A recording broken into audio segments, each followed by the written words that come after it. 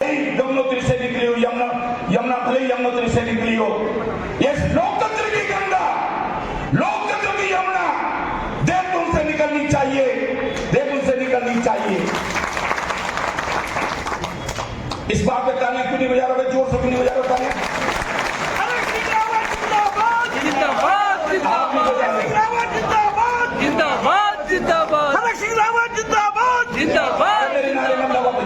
हरक सिंह रावत के नारे उस दिन लगाना कपूर साहब जिस दिन सरकार ले आओगे। गोदयाल जी माला पहना रहे थे कांग्रेस भवन में मुझसे, मैंने आपको गोदयाल जी अभी मैं माला पहना, उस दिन से मैंने माला पहनने बंद कर दी। उस दिन पहनेंगे जिस दिन इस भ्रष्ट रावण प्रवृत्ति की सरकार, राक्षसों की प्रवृत्ति की सरकार, नौजवान विरोधी सरकार, महिला विरोधी सरकार, किसान विरोधी सरकार, सैनिक विरोधी सरकार, अर्धसैनिक बलों देशक विरोधी सरकार। मेरे देशक के बहुत सारे जवान बैठे, मैं सैनिक कल्याण मंत्री हूं, मैं जानता हूं। सैनिक आपके पहले आर्मी में थे, आप लोग अभी माने सैंडर जी को बता रहे थे, पहले आपको आर्मी की सुविधाएं मिलती थी, अब उन्होंने आपको सैनिक बल में डाल दिया, पुलिस की तरह सेवाएं दी जाती हैं आपको। आज इन सबका भला कब होगा?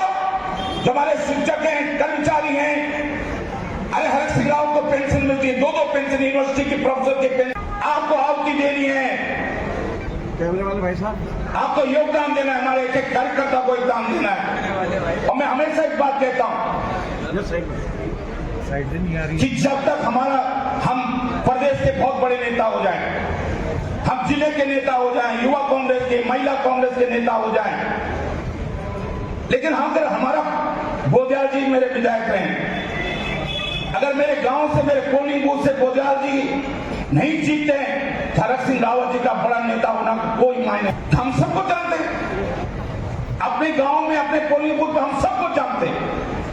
रोज कभी किसी घर चाय पीने चले जाए, किसी घर शाम को बैठने चले जाए, उसके दुख सुख में सम्मिलित हो जाए, एक परिवार की तरह जब हम अपने पोलिंग बूथ को एक परिवार की तरह लेंगे, उनको लगेगा यार ये कांग्रेस का कार्यकर्ता, मेरी मां बीमार हुई हमारे घर पहुंच गया, हर सुख दुख में हमारे साथ सम्मिलित हो रहा है। तो आप देखिएगा कि आपका पोलिंग बूथ मजबूत होगा। और अगर हर कार्यकर्ता, इतने लोग बैठे, हम लोग एक 2-2 पोलिंग बूथ भी अगर हमने मजबूत कर दिए तो देहरादून में 8 से अधिक सीटें, हम देहरादून जिले के 8 से अधिक सीटें हम जीतेंगे नहीं जीतेंगे? कितनी जितवानी है तुम तय कर लो, कितनी जितवाना चाहते हो?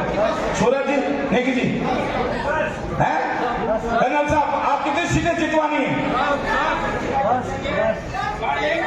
द्रोण नगरी है ये, द्रोण नगरी। द्रोणाचार्य जी ने तपस्या की थी इस द्रोण नगरी में। ये हमारे गढ़वाल का हृदय है, उत्तराखंड का हृदय है। यहां से जो आवाज जाएगी वो सही आवाज आनी चाहिए।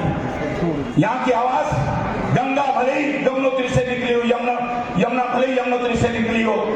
ये लोकतंत्र की गंगा, लोकतंत्र की यमुना देवतुन से निकलनी चाहिए।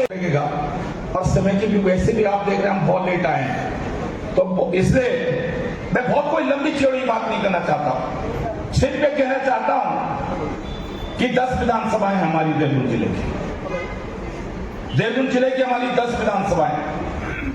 अभी केवल प्रीतम भाई विधायक है देहरादून जिले से।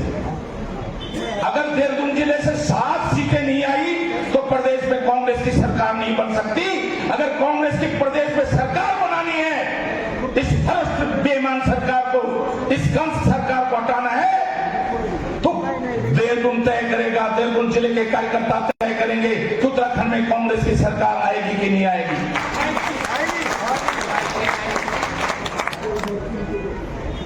क्योंकि जब तक, क्यों हीरा सिंह बिजी, जब तिवारी जी की सरकार बनी तो देहरादून से जिले से कितने विधायक जीते थे?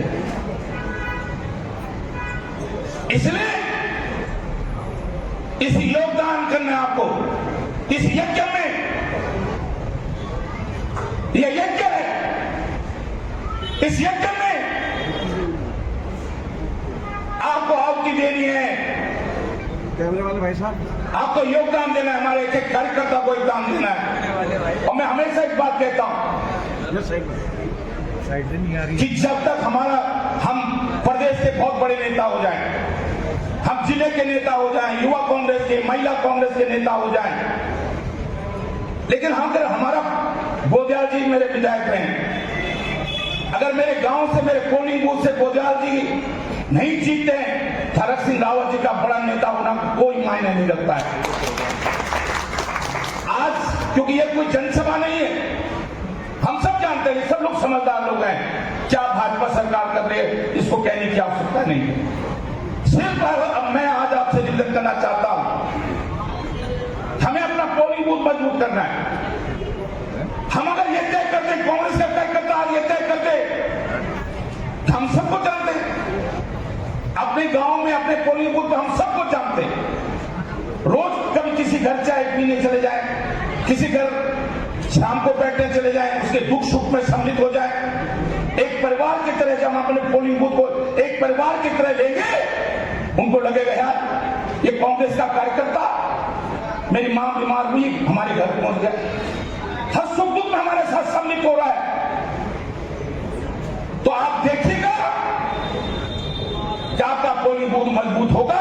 और अगर हर कार्यकर्ता, इतने लोग बैठे हम लोग, एक एक दो पोलिंग बूथ भी अगर हमने मजबूत कर दिए तो देहरादून में 8 से अधिक सीटें, हम देहरादून जिले के 8 से अधिक सीटें हम जीतेंगे नहीं जीतेंगे? कितनी जितवानी है तुम तय कर लो, कितनी जितवाना चाहते हो?